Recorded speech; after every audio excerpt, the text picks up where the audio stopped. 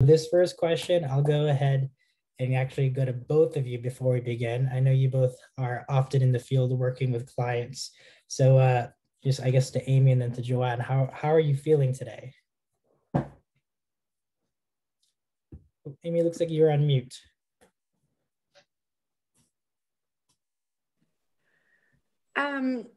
We're feeling very hopeful. And again, I always just do want to take a moment to extend our gratitude for the Mustard Seed Project. As you know, we center seniors, and the seniors have so much joy when the younger folks get involved.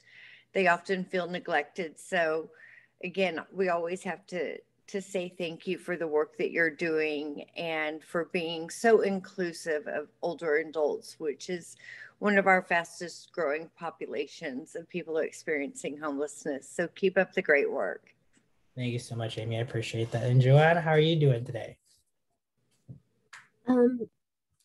So great, but also, today was a rough day. The people that we work with have a lot of challenges, and sometimes shepherding them through the process, a process that's failed them, a system that's failed them for decades.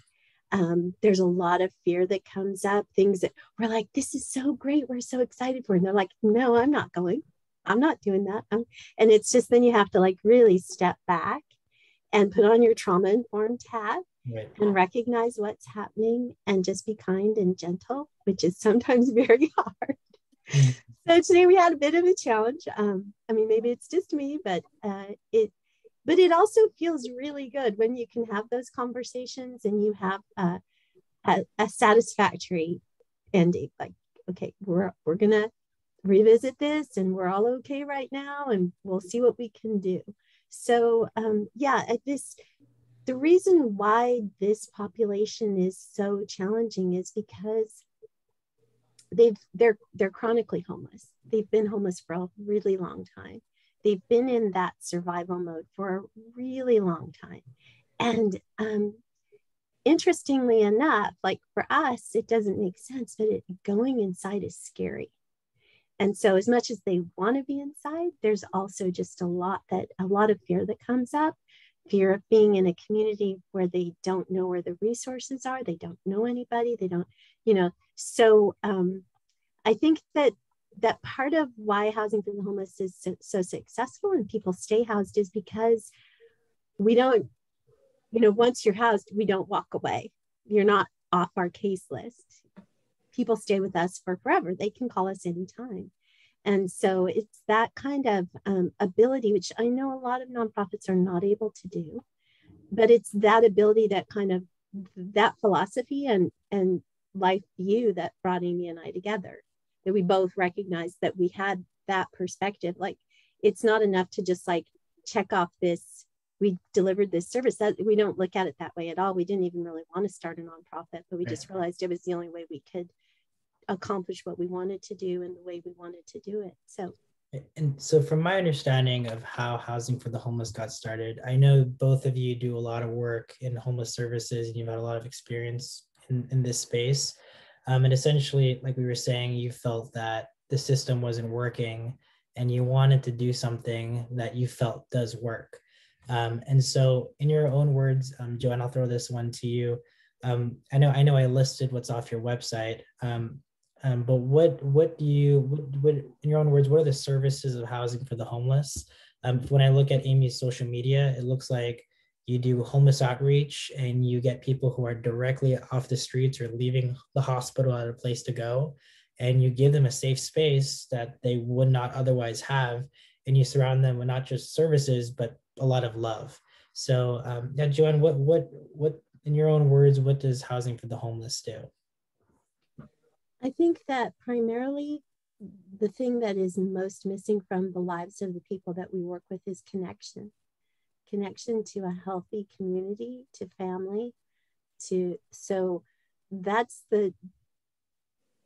everything else is just a service, like taking someone to go get their driver's license, their social security card, helping them fill out the 56-page packet to get into permanent supportive housing, the search for someone who gets an emergency housing voucher and searching, those are all just things you do. But I think a lot of it has to do with how you do it, that in a very welcoming way, that we're not providing a service, we're working with them. I hesitate to say this, but it's almost like a family connection. Like, what would you do for your aunt or uncle? How would you engage? You wouldn't say, oh, 5 o'clock, or it's Saturday, or, it's like that's not how it works. And again, I realize there's we're uniquely blessed to be able to engage this way, but we're both grown-ups, been around the block a long time. So it's an intentional way we want to spend our time. It's not a job. Right. And Amie, did you want to add anything to that? Well, I think there's a lot of unseen work that Joanne and I do. And so much of that is medical care coordination and navigation. Our older adults, just like housed older adults, have a higher level of needs. And I think people often don't realize that an independent living facility will exit someone if they have urinary incontinence. So we really fill in a gap for a population that's not being served. And as I like the way Joanne phrases it, shepherding them through these systems, but we really cannot underestimate how much time we spend on medical navigation and deterring people from accessing the emergency department, which is very costly, and there's not a long-term solution by going to the emergency department and fostering some of our great relationships with physicians in the community, fostering relationships with doctors and nurses who are geriatric centric. And, it's something that we're facing as a nation. We have a lot of baby boomers who have aged into their older adult years, and it's pretty much the same with our unhoused community as well. There's just not a lot of options for the older adults, and it's really figuring out what is going to work with them or for them. When I was a case manager, a lot of my clients were older adults who relied solely on their Social Security, which could have been $800 or $900 a month. Where do you primarily meet most of your clients? Is it on the streets? Is it as they're getting discharged from a nursing facility? A lot of it's on the streets, word of mouth. The seniors have been very clever at passing our number out to all their fellow seniors out here. We do constantly get phone calls from UCSD Health and Scripps Health, emergency department, the VA hospital emergency department calls us. We have a lot of other service providers, NAMI, the rescue mission. When people do come across older adults, they do quickly call us because they know that's the population that we specifically serve. But we meet, there's just so many older adults all across San Diego right now that are so desperate for help, and they desperately want off these streets. And we seem to have a system that is intent on punishing them for not wanting to go to a congregate shelter. And it just has left thousands of folks falling through the gaps.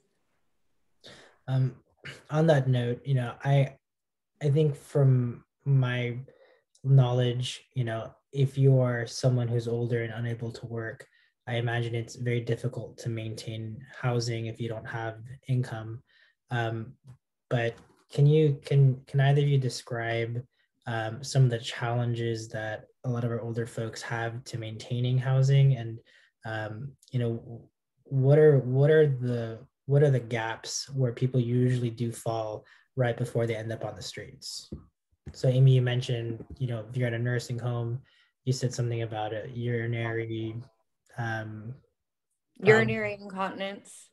and then that can Yeah. get you kicked out of a nursing home. That'll get you kicked out of an independent living facility. Right. Okay. And it's something, it's not fun to talk. Oh, Amie, you just muted yourself.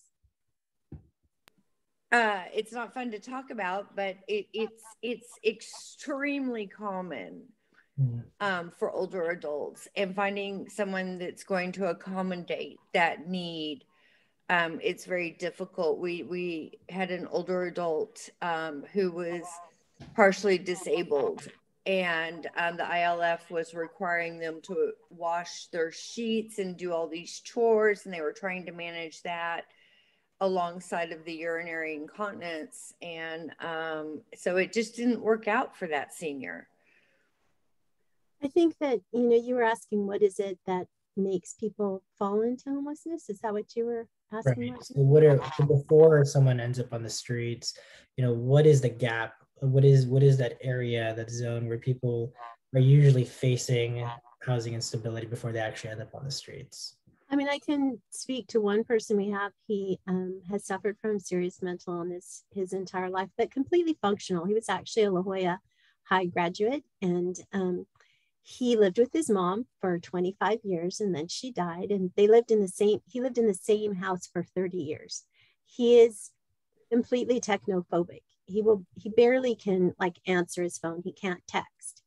He had a voucher, and he has disability. But when the owners decided to sell the house, perfectly understandable, he could not navigate getting into a new place. And the housing, the people that are his specialists, they're all emailing him, and just kept on telling them over and over again, I can't do this. And they're like, well, that's not my job description. Well, maybe if you want a little more help, you can do an application for LEAP if you're actually homeless. And what's LEAP? I don't know what. Right. He just was completely and absolutely, he fell out onto the streets. And then he was so terrified because it was a very abrupt exit. He told us he'd called emergency 911 on himself 10 nights in a row because he was afraid to sleep outside. So ambulance came and got him, took him in. He got a place to sleep, got a sandwich. He got, and it's that cost probably $40,000 conservatively. It's like $3,400 a day in an ER and another $750 to $1,000 to transport.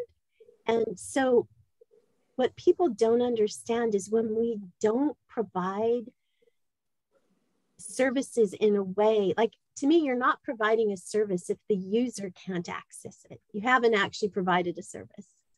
And so if it's not user friendly, the unintentional consequences, and expense to society is outrageous. Mm-hmm. I mean, people just have, $40,000 one person, 10 days. We could keep him in a hotel with wraparound services and food and for a year.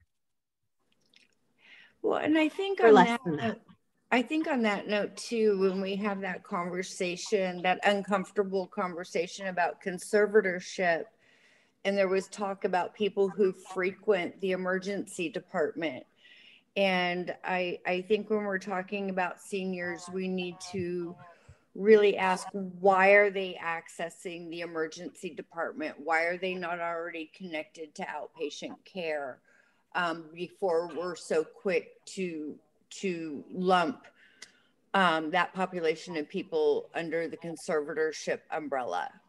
I think we could be heading into a dangerous, slippy slope with that. Right.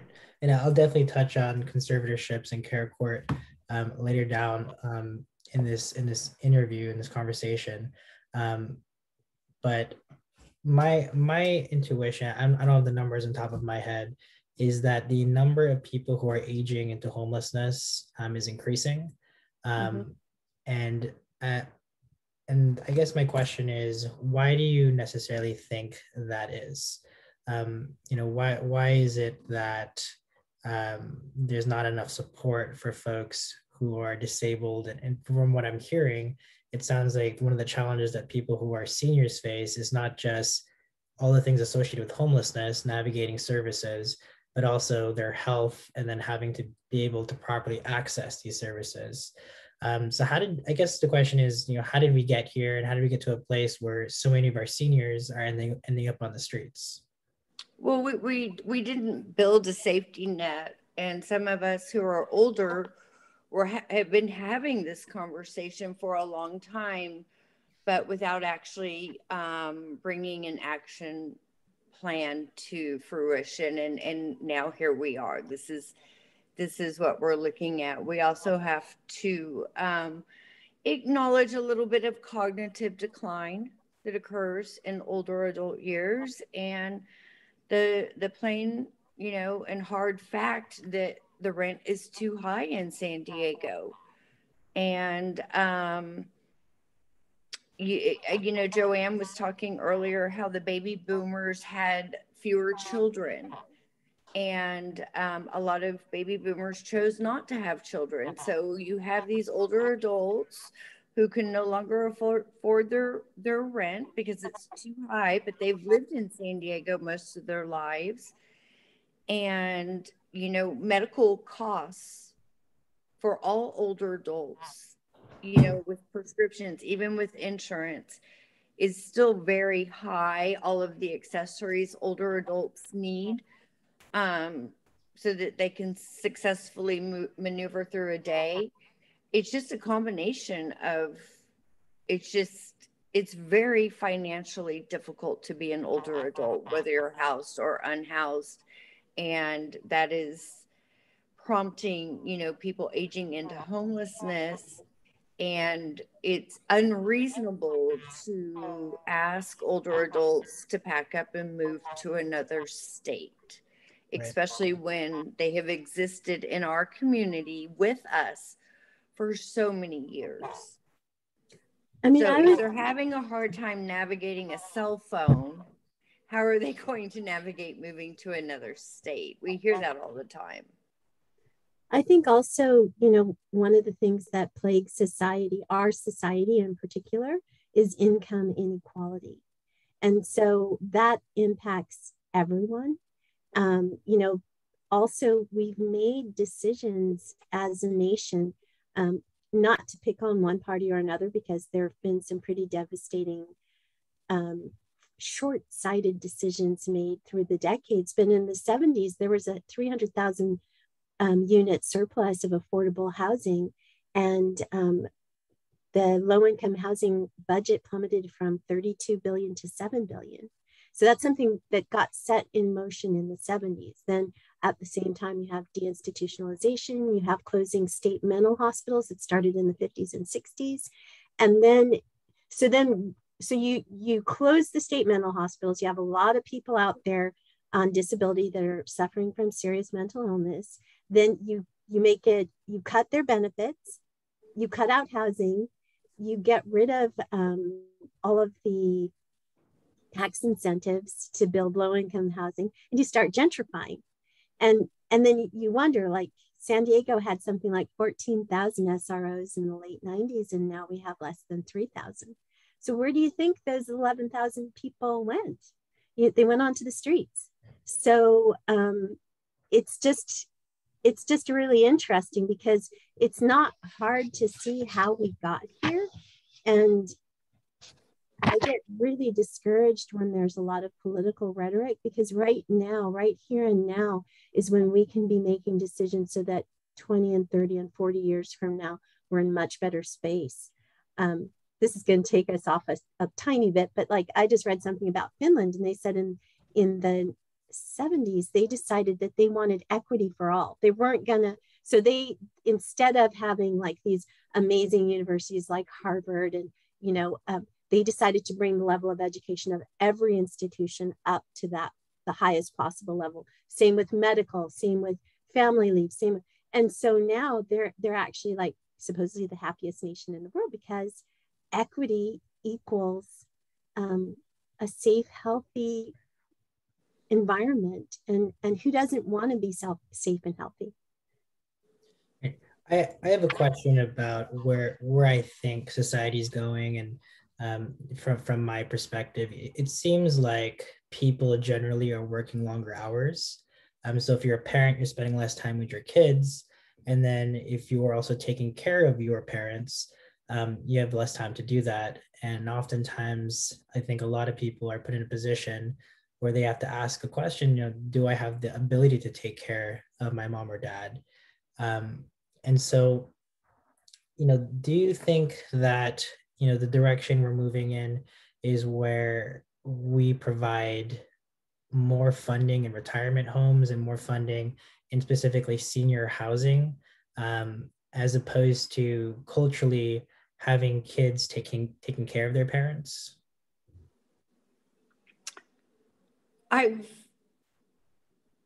Well, so, my personal impact story, I have met a tremendous amount of seniors who do not want to be a burden on their children because they know that their children are working insane hours to barely stay afloat. I hear this more often than not. And, it's when Joanne talks about family reunification, it's really working with our seniors and sometimes encouraging that family reunification. But we hear that a lot. We can't burden our children. They're barely making it themselves. Right. And I mean, I thought about this a lot for myself. I know behind me is a college campus, and I myself might look like I'm a freshman in college, but my parents, they're getting a little older, and I worry about not being able to hold an obligation or take care. I'm able to take care of my parents, and in fact, my ideal scenario is to have a multi-generational home where we can all be together. But I know this is a little bit of a side topic, but just from your own personal perspectives, I know, Amie, you were saying that there's a lot of seniors that feel like they don't want to be a burden. But do you feel, I'm not sure if either of you are parents, Amie, I know you're a parent, but do you feel like you have an expectation for your own kids to care for, or any kids to care for their parents when they get older? Well, my son said in 6th grade when he was at Bishop's that he was going to get a house and have a little house in the backyard, and that I was going to live in it, and he was going to pay me to be a grandmother. I got that in writing. I think that, you're touching on a social issue that we can't impose on people. Right. That, also relationships are complex, and a multi-generational home is not necessarily a happy or healthy home for anyone. So I think that we can't really make policy that imposes social mores on people. I think that what we really have to do, like, one more statistic: the hourly wage of workers, of high paid workers, went up 41% between 1979 and 2013. Middle wage workers went up 6%. Low wage workers lost 5%. And the 1% went up 138%. So, I mean, I really think that, I can't say enough, income inequality is one of the banes of our existence. And until we tackle that, until we really look at it and decide whether we want to have a permanent underclass that never has a chance, that has very little chance to rise above. It's interesting because Finland's prime minister is a 34-year-old woman who was the first person to graduate from college in her family. And she said she never could have done that if it wasn't for their social structure, their emphasis on equity. And so it wasn't imposing social mores, it was a value that a country decided to focus on. And she said that Finland, you can actually achieve the American dream, which she has great respect for, much more easily in Finland than you can in the US anymore. Yeah. I think I saw a really good quote. The moral test of a government is how they care for their sick and their old and those who are most vulnerable, being also meaning children. And so yeah, I think moving it back to income inequality and the history of that, I thank you for putting that at the focus of the conversation. I want to transition a little bit. It's going back to a previous topic. But when you get your clients into your motels, what do you think are some of the biggest challenges that they might face to getting housing? I presume that a lot of it is helping them get a voucher and then going to permanent supportive housing. And then, I remember our conversations, Joanne, that you were saying that a lot of your clients, they're facing a lot of loneliness. So what are some things that y'all have done? I guess that's two questions, but so what is the action plan to helping them getting into permanent supportive housing? And then while they're staying in there, how do you assist your clients when they're going through loneliness? We actually spend a lot of time with them because right now it's mostly Amie and I. We have a couple of wonderful volunteers. So we have a volunteer who said that she's going to start game day. So the motel we have is very modest, but the owner said we can put out some tables and umbrellas and stuff. And so we'll be able to have, a gathering place for them. And I think that it's beyond that. It's a challenge that people, okay, so I'm just going to jump into the housing first, conversation. Housing first is not offered anywhere in San Diego with full affinity to the model. It's supposed to include intensive wraparound services when the person becomes housed and help them to relearn how to shop for groceries, how to connect to community members, whatever it is they need. Their case manager is supposed to be there as much as they need them, as often as they need them, to help them get acclimated. And so I think that if we actually were following the housing first model with affinity to it, that would actually work really well.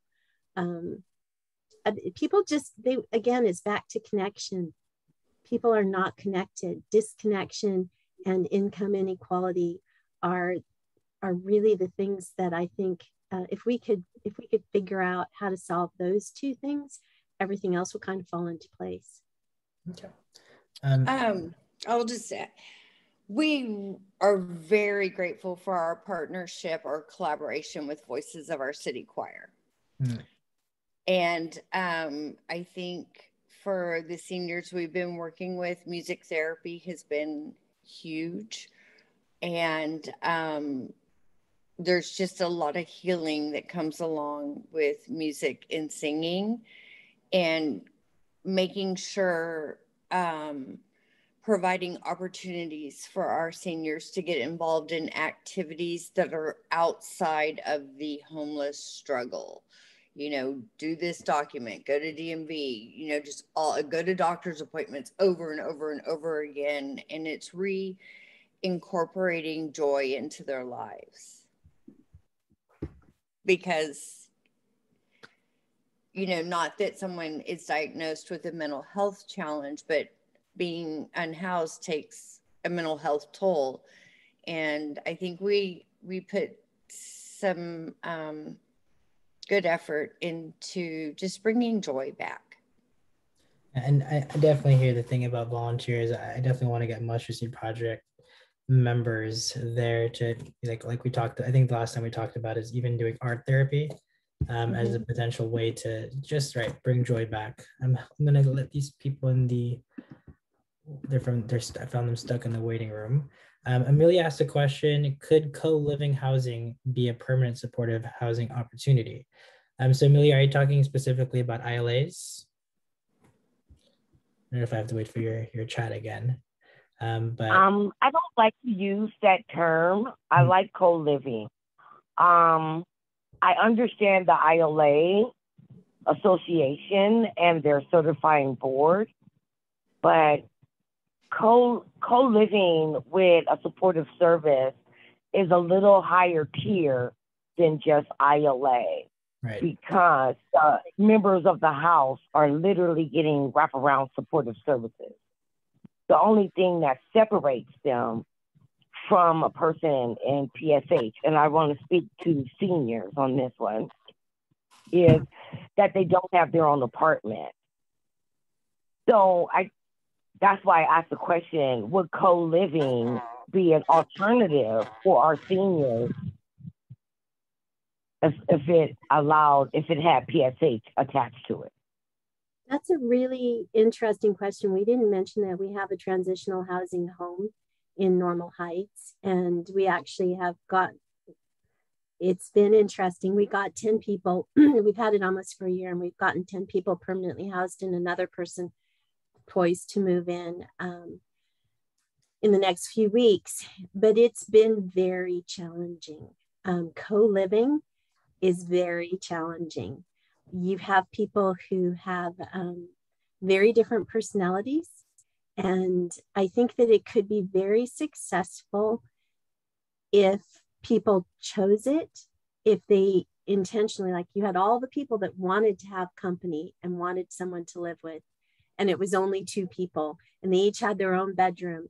Like you have to, because this house it's 2,500 square foot house, and there were only 4 people in it at a time, and it got rough sometimes. And we had weekly Rise to Resilience meetings, 2.5 hours of checking in, and we had game nights, and we had, we were providing food and services, and it was still a heavy lift. And I'm not saying it's not worth it, but there were unexpected challenges. I'll just put it that way. I think when we're talking about, I'm being very intentional because I'm known to work with seniors who have been unsheltered for 20 or 30 years. So I'm speaking about our chronically homeless individuals, and to put them in shared living spaces after being chronically homeless for so long is too abrupt. They still kind of need their own space to kind of pull out of their 30 and 20 years of trauma that they've been experiencing. And thank you so much, Amelia, for that question. And that kind of goes to my next question. For our last topic, I did want to talk about care court and conservatorships. And so for my next question is, from your experience, what has been the process like for people who were chronically homeless to heal from the traumas associated with being homeless for so long? Sometimes just people they're on the streets and they don't like to be in groups. They want to be by themselves. Mm-hmm. And I have definitely had clients where, they got scared being in the home environment by themselves. And one thing I remember that particularly kind of broke my heart a little bit is when it almost felt like we moved a mountain to help this one client move in. And then he said to me, Martin, I'm telling you, I feel more depressed inside here than I do out on the streets. So in your view, what has been the process like? And, how do we as service providers move to better help people heal from the trauma and transition to a home life? I think the hotel program is very, very helpful because someone isn't thrust suddenly from the streets into having to care for themselves. There are other people around. They still have something of a community, but they're slowly getting used to being inside. And it takes, for some people, it's an adjustment to get used to being inside again. And I think, as far as care court goes, for me, it's a bit frightening because I don't feel that we've tried all the things that would support people to retain their autonomy.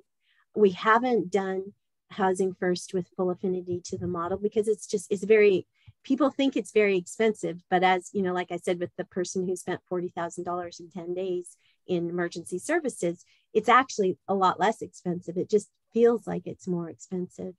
And so there's also a lot of people that we work with, as Amie has said, they have mobility issues, they have they suffer from some cognitive impairments and incontinence, and they can't manage a shelter. It's humiliating. They can't get to the bathroom fast enough. They can't, so if someone like that says, no, I don't want to go into that shelter, and a lot of them, especially the chronically homeless ones, have been through the whole shelter deal many times, and it hasn't resulted in any kind of improvement.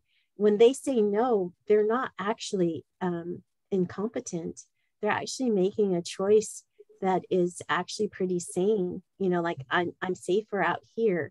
I can control my environment better out here. And so if we would look into that, if we looked at ADA, requirements of what we are supposed to provide to people who have disabilities, and if we fulfilled those, I think there would be far fewer people that would be turning down services and turning down, I've said enough. And just speaking to shelters, one of the big problems right now in San Diego, for people who are older and might have disabilities who want a shelter, seems like there's not enough bottom bunks, right? A lot of people are having to choose between like being on the streets and having to climb a bottom to a top bunk. But Amie, for you though, in your experience, what has been some of the ways that we can help people heal from the traumas that they might have faced out on the streets?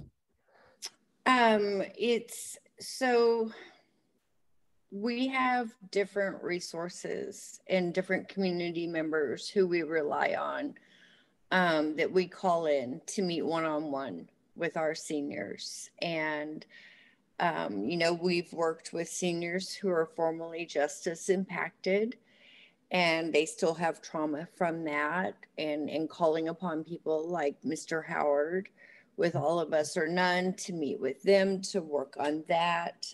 We have senior women who have been victims of human trafficking in their earlier years that still are processing that trauma and calling on community members who are experts in that field to meet with them. And, and I think I've mentioned this before, we're all like snowflakes.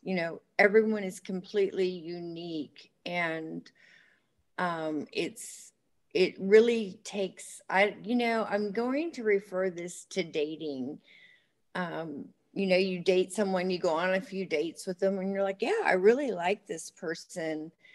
And then after about 6 months, you really get to know them, and you may decide that they're not someone that you really want to spend a lot of time with. And you thought you really knew them on the first 5, 6, 7 dates. And that's what prompted you to maybe enter a relationship with them. And we would, as parents, we would never advise our children to marry someone that they'd only gone on 4 or 5 dates with. So I'm bringing that back to this scenario. It takes a while to get to know the seniors and what their needs are and what is going to be their pathway to healing from trauma, and really sitting and listening first before you jump in saying, I know what your solutions are. Understood. And trusting that they know what's best for them. I mean, one person that I worked with had all kinds of challenges, but he wanted cataract surgery. And it was just interesting because in our pursuit of cataract surgery, all the things that I thought were more important all got taken care of. So, and he was motivated and excited because it's like, yes, I'm gonna stop smoking. I'm gonna stop drinking. I'm gonna take the blood pressure medication because I want to be able to see. But in the meantime, that addressed a lot of other issues that he had. And, they discovered he had colon cancer and he was bleeding internally. He would have died if we hadn't pursued his cataract surgery. So, trusting people, person-centered care. Amelia's in the call. One of the things she taught me about person-centered care, I still use this when I work with clients. I usually ask clients, what is your situation, if you can explain it to me, because only you know best how you're gonna achieve your goals. And I think that's a good way to be person-centered. For the last conversation, I want to talk about care court. So there's a lot of I feel that we're still beginning to understand what this actually means. But I'll try to explain it in the way that I understand. I know there's a good amount of people in this call that probably know more than I do. But essentially, the idea is that if we have clients who have an active conservatorship, or we can have clients who we know that have a severe mental illness, like some kind of schizoaffective disorder, then we can bring them to a care court where there can be a conservatorship placed on them, and then they're required to go through a 12-month treatment plan. And I think one of the big concerns is regarding autonomy for individual rights. And one of the things that I've been thinking about is when you take away rights from people and you allow other people to enforce certain things, to what degree do we allow injustices to occur? But did I explain that correctly, Joanne or Amy? Do you mind explaining care court a little bit for the group, or anyone feel free to jump in? And then what are your thoughts on it? Jessica, she's the expert in care court, not me. Well, my first question is, where are all these magical beds? Because I spend all day and all night looking for beds and opportunities to come inside for folks. And I think the question we all have is, where are the beds that care court is planning to serve individuals with? I think also it's very, very slippery slope. And, you mentioned schizoaffective disorder. We know people with full-blown psychosis and full-blown schizophrenia that are absolutely able to live on their own. Absolutely. This one gentleman, he's a veteran. He went out and Amy helped him to get a whole year's worth of income that had been piling up. He went out and bought himself a $3,500 Nikon camera. And she asked him, why did you do that? And he said, well, sometimes I'm talking to people, or people are talking to me and they're not really there. And so I thought, if I have this camera and I take a picture and then I look in the camera and they're not there, then I know that, I'm not, they're not really there. So it's like that it's amazing people's coping mechanisms and just the absolute joy. Like, he has such a detailed, amazing mind. He's so much fun to be around. And he would be someone who is the perfect example, who care court would just lock up, chemically restrain. He does not need that. He does not need that. So there are people, I am not someone to say there's no one who needs conservatorship. There is a very small number of people who are violent to themselves and others, and they can't restrain themselves, or, but they're a very small portion, very, very small portion of the population. And my fear is everyone's going to think, this is such a great idea. We're going to help all those people who are suffering from mental illness, but we haven't actually offered them reasonable solutions or accommodations to manage their illness on their own or with some support. I saw a hand raise in the audience. Good old friend John Brady. Go ahead, John. Well, so it's interesting that first off, I want to apologize because our organization has the highest respect for what Housing for the Homeless is doing, and how important it is to have a personal relationship with the people that you're serving and work them through the process. So it's what I wanted to share was I've been in communication, or we have been in communication with Nathan Fletcher's office about our concerns around care court. Like, we can't have care court without housing. We can't have care court without a plan to exit people to permanent supportive housing and fund that. And we can't have care court without a review, a really broader review than traditional conservatorship. So I'm going to share with you my conversation with his office today. they have the same concerns. They are like, we can't do this without funding. Most importantly, like care court can't exist unless you're going to fund housing for someone while that process is happening. Care court should be optional, but more importantly, it should also be reviewed intensively through the first year plan with housing, with an intention of moving people to permanent supportive housing. So the county is on this. They understand that, you know, just forcing people into conservatorship is not the solution.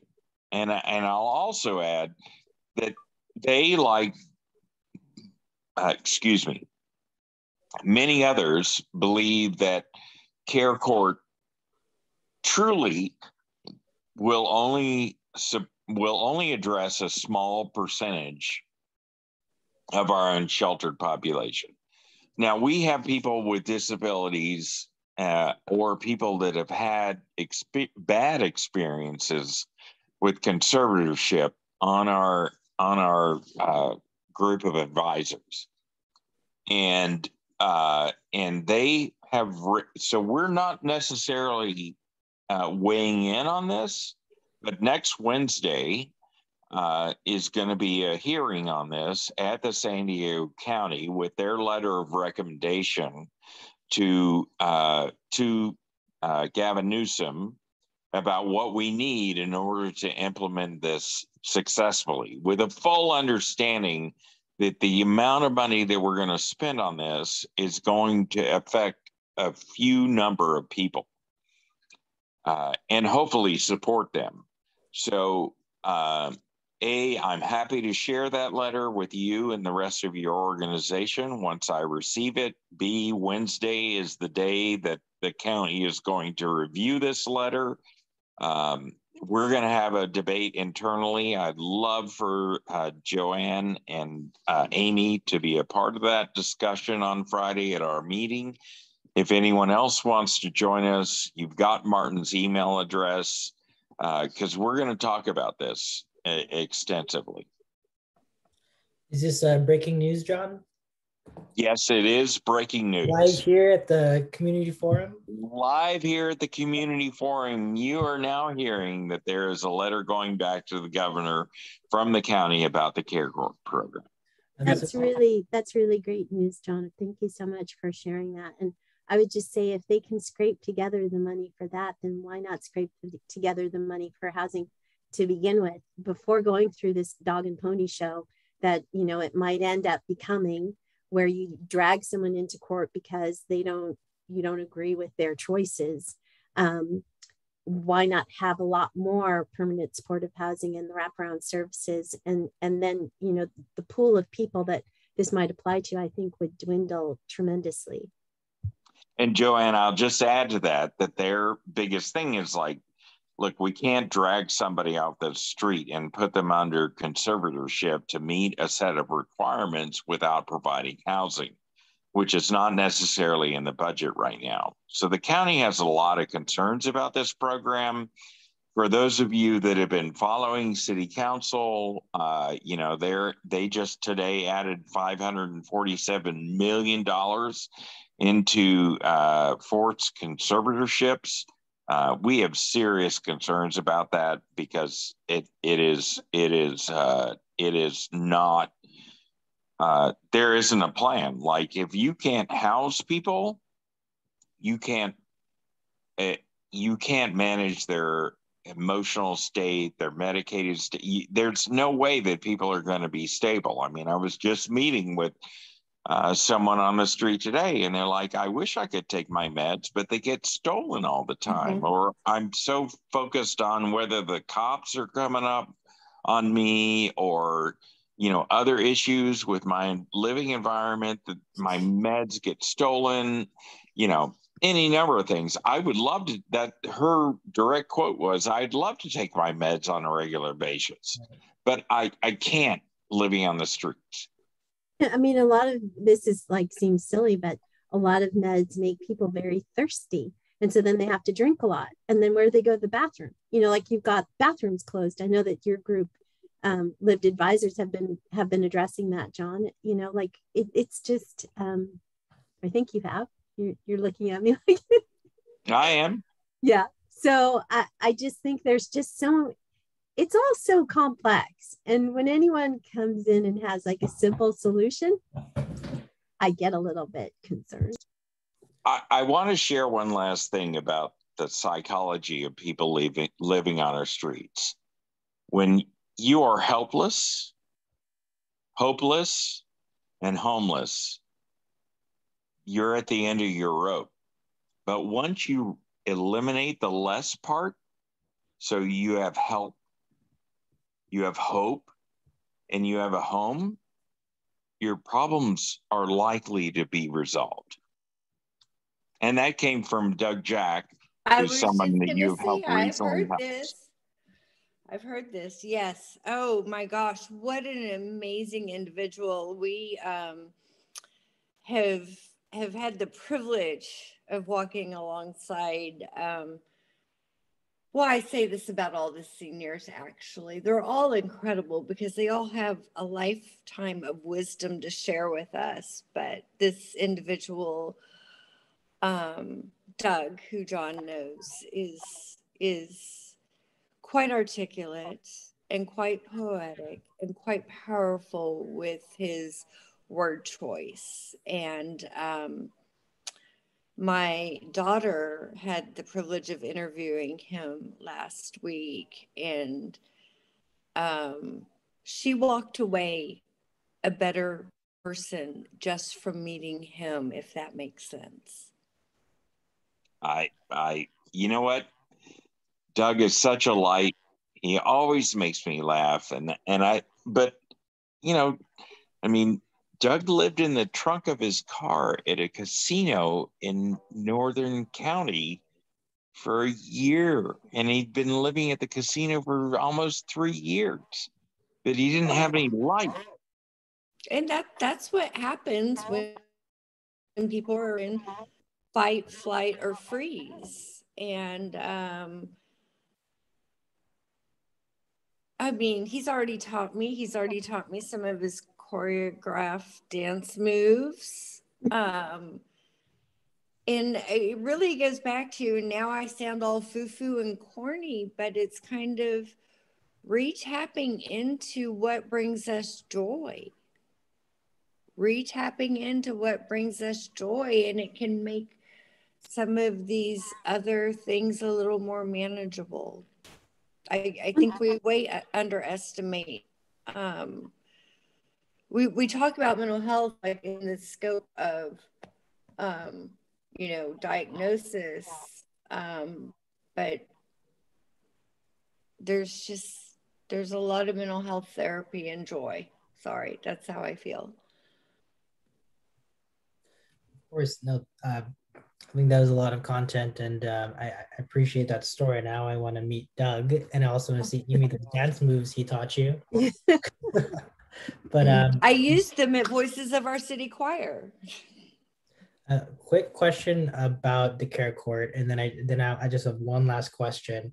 Does anybody know the methodology of how people would get assigned a conservatorship through care court? Would it be through social workers, the police department, county health workers? Does anyone happen to know that?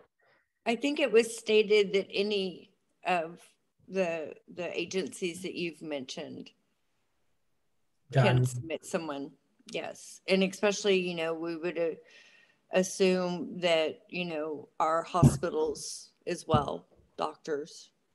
I see. So it would be like a referral, an open referral to care court. I see. Mm-hmm. John, do you have anything quickly to add about that? Yeah, I have a lot to add to that. So, and it's based on my conversation today with Fletcher's office. That has not been defined.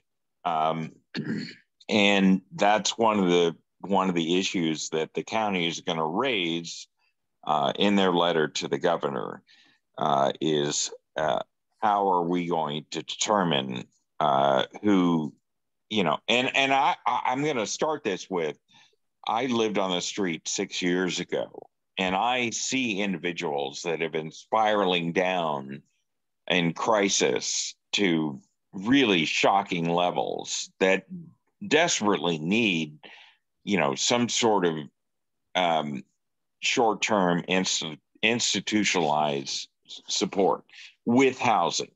And that's what the county is asking for. And they're also asking for like 1-2 year reviews to be able to exit people from the program. And I'm not saying that their recommendations are the best, because I haven't even seen the letter. I get it tomorrow, and I'm happy to share it with you so that we can all comment on it. But this is one of the, like, their concern, if I can be honest, is the fact that we're going to spend, well, first off, the Senate has passed this. So the likelihood of this care court not being implemented is limited. And in fact, if the county of San Diego chooses not to implement the care court under the current legislation, they will be penalized by the courts. So our best option, because the governor is driving this, is to affect what's going to happen in the state assembly to modify this to create control mechanisms. And I wish I could talk more about this, but I haven't been sent the memo. But there's a huge opportunity for us to impact this moving forward. Yeah, I think this is such an important point that you're making, and that Amie made about funding the actual programs that are supposed to support people once they're designated as, needing intervention. Because this current governor, I mean, I was really involved in. I recently finished a master's in science and social work, and I really did a deep dive into adverse childhood experiences and complex trauma. And the governor he put $50 million. He created a new post and $50 million into creating training for physicians to check for adverse childhood experiences, and another $50 million to pay people for implementing the questionnaire. And then there was no money for what to do with the knowledge that was gathered. So now we know all these kids who have high ACEs scores, and then what do you do? Right. Like, there was no funding, no additional funding for that. So it's like, it's not hard to imagine that this could be another one of those kind of brilliant half-cooked eggs. And it's a lot of money that we're spending on it. And the reality is, from the county's perspective, it's not going to affect that many people. Now, we could look at it as, gratefully, it's going to take some of the people that desperately need this kind of assistance and support and housing to recover from where they are. And I see this. I do believe. I mean, for my time living on the streets and observing people that I've known 6 years ago that are, literally dying on our streets because of severe mental health issues, there's a lot of benefit to it. But if people are going to try to leverage this as some sort of ability to take people with short-term mental crises because they're living on our streets to inter them, then we need to address that. And that's why so many health organizations and personal rights organizations have come out against this.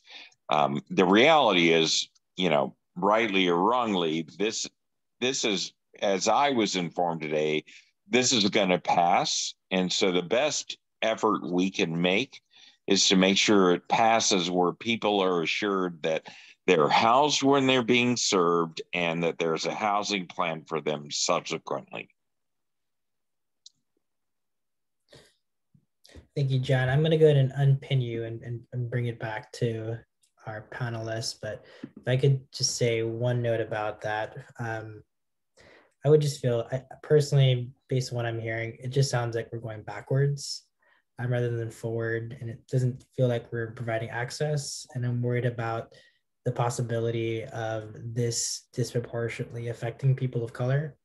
And so that's something that we've seen time and time again. And, to hear that it's likely going to pass, it just feels like the majority of people wouldn't want this. And it's probably based on stereotypes of like what we consider people who are homeless on the streets. Mm-hmm. But with that, I will give my last question of the night. So my last question is something that's personal.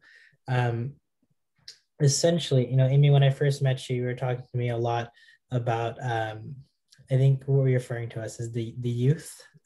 Mm-hmm.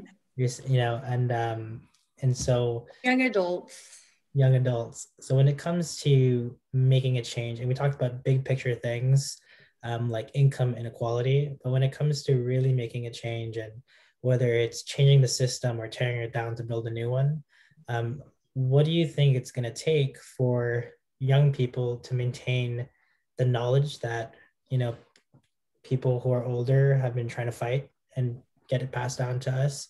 But what's it going to take for my generation to actually make a difference and to change what's been going on, so no senior or person, has to face homelessness?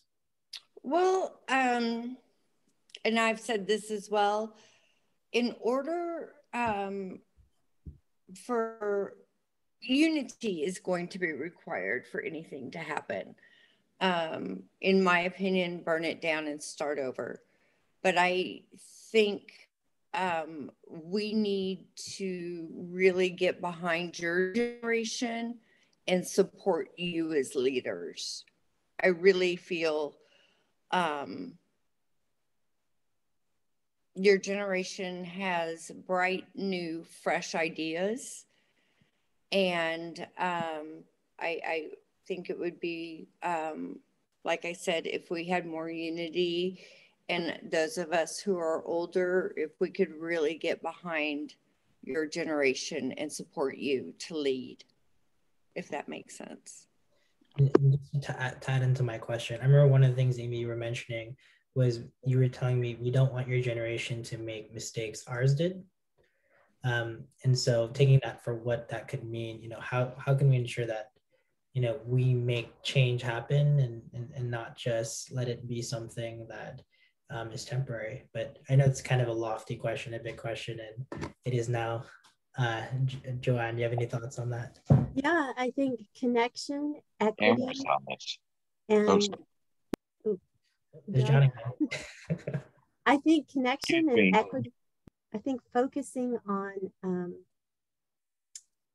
community, that that this drive to be the best, to go to the best school, to get the best job, all of that doesn't take into account the fact that all of our lives, like Amie and I are very comfortable, but all of our lives are diminished by having people sleeping on the sidewalk. We're not in any risk of ever sleeping on the sidewalk, but whenever choices are made to not always prioritize profit, to not always prioritize, individual gain, but actually to just be more altruistic, to really think like, how do I, even at your age, how do I want my kids and my grandkids, what world, my decisions today are going to create the world they're going to live in. And what do I want that world to look like? Understood. Well, thank you so much. That's the end of our session. But I just want to thank you so much for the work that you do. I know that the work you do is hard. And I know when I asked how are you, it sounds like today was a rough day. So I appreciate you hanging in there with me.